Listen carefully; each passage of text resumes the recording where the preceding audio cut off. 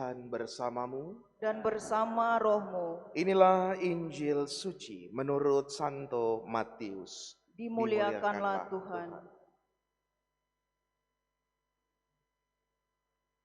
Sekali peristiwa, ada dua orang buta mengikuti Yesus sambil berseru-seru, "Kasihanilah kami, hai anak Daud."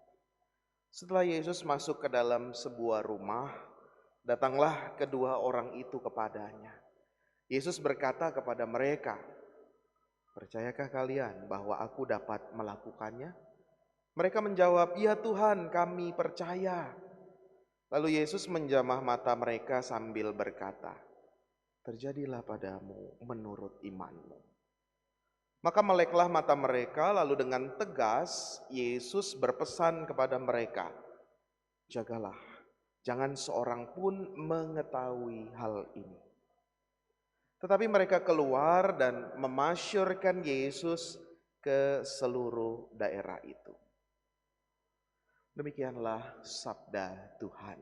Terpujilah Kristus.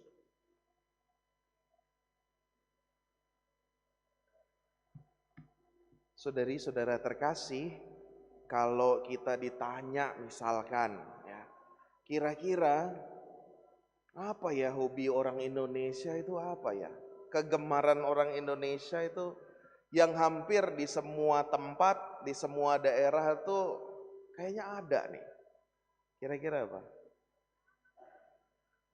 Belanja? Enggak, bukan. Hah? Bersyukur. Wah, suci sekali ini ya. Saya merenung-renung dan mengira-ngira sepertinya yang hampir di semua tempat orang punya kebiasaan ini. Berkumpul, makan, dan yang lebih penting adalah bercerita. Ya, bercerita. Hampir di semua tempat rasanya punya kebiasaan ini. Berkumpul, entah itu ada makan atau enggak, tapi biasanya bercerita. Maka kita kan banyak ketika belajar dulu ya, ada yang namanya kisah-kisah, ada legenda, ada mitos, ada cerita rakyat, itu semua yang tertulis. Ada juga yang secara lisan dan sebagainya. Maka sepertinya hobi kita itu bercerita. Tentu kalau saya bilang bercerita itu nadanya positif. Kalau yang negatif hobinya gosip ya. Kenapa saya katakan dan saya mengira-ngira merenungkan hampir kayaknya di semua tempat orang senang bercerita. Saudari-saudara, kalau kita amati bacaan Injil, terutama di bagian terakhir, kita jangan lihat kisah penyembuhannya dulu. Tapi kita lihat bagaimana pesan terakhir Yesus kepada dua orang buta yang disembuhkan. Di sana dikatakan, lalu dengan tegas Yesus berpesan kepada mereka, "Jagalah, jangan seorang pun mengetahui hal ini." Pesannya jelas, jagalah, jangan seorang pun mengetahui hal ini.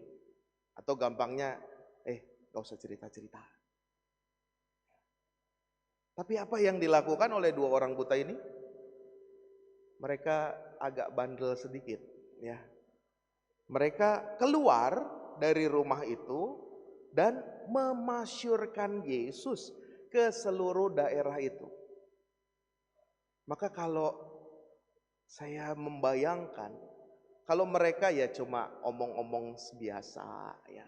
Kalau mereka cuma cerita biasa, it's okay. Mungkin bandelnya nggak terlalu. Tapi buat saya ini sangat bandel ya. Karena apa? Dikatakan memasyurkan Yesus. Pasti bukan hanya sekedar cerita, tapi mungkin bisa atau bahasa sekarang memviralkan Yesus. Padahal Yesus pesannya, jagalah jangan seorang pun mengetahui hal ini. Bandel nih, dua orang buta yang disembuhkan melawan Yesus. Itu kalau kita lihat dari perspektif benar salah. Yesus perintahnya ini Dua orang buta yang disembuhkan melakukan yang sebaliknya, maka kita kalau melihat benar salah, mereka menjadi salah. Tapi ada satu makna yang bisa kita ambil, saudari-saudara. Saya yakin mereka itu ingat pesan dengan Yesus, jangan viralin ya, pokoknya jangan kasih tahu siapa-siapa. Mereka pasti nurut.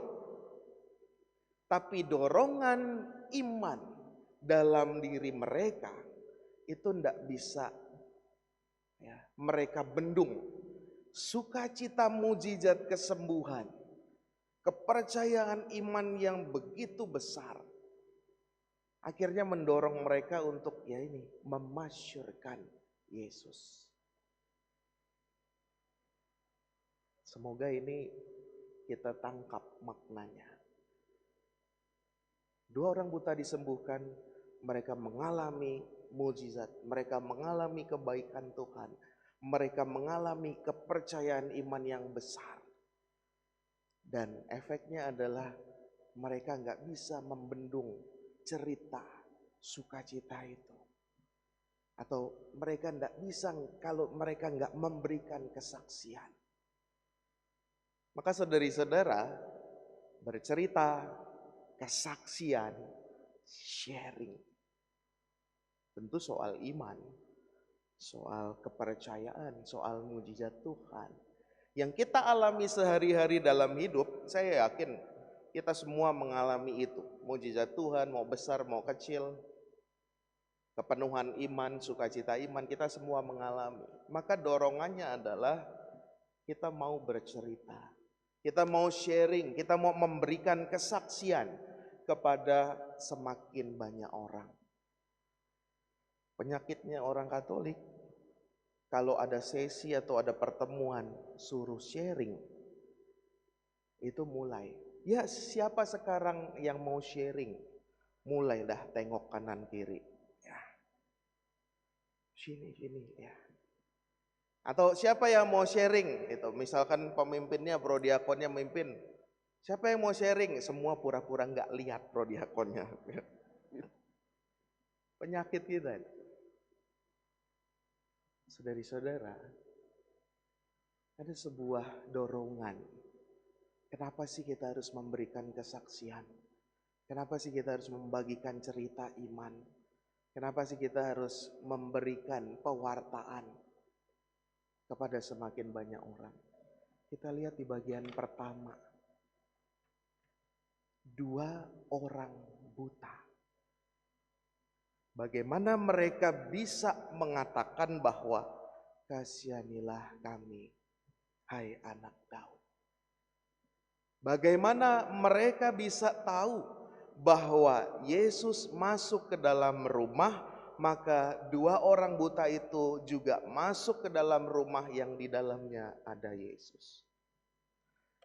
Dari mana mereka bisa mengatakan ketika Yesus bertanya, percayakah kalian bahwa aku dapat melakukannya?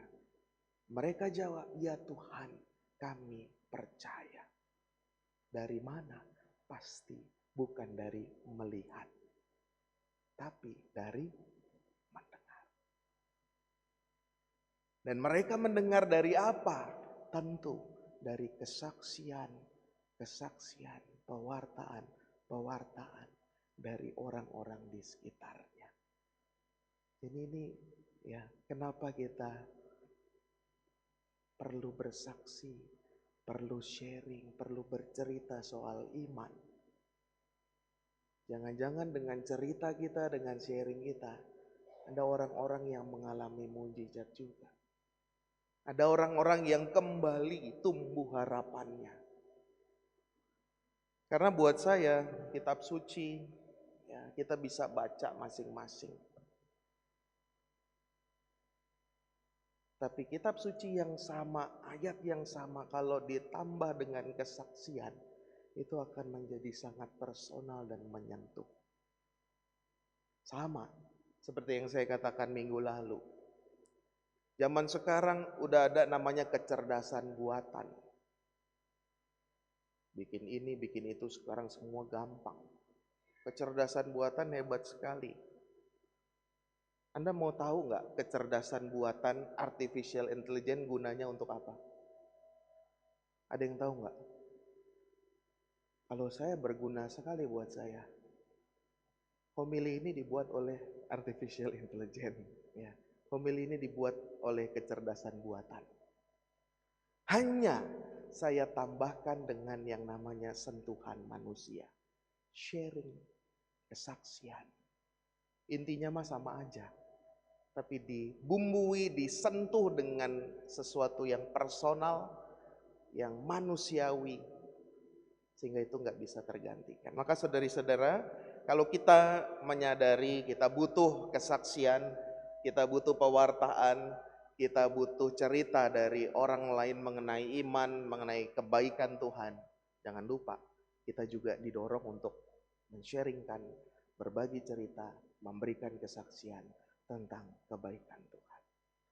Kita mohonkan rahmat itu supaya kita senantiasa satu sama lain berkembang dalam iman dan syukur-syukur mengalami mujizat dalam hidup kita.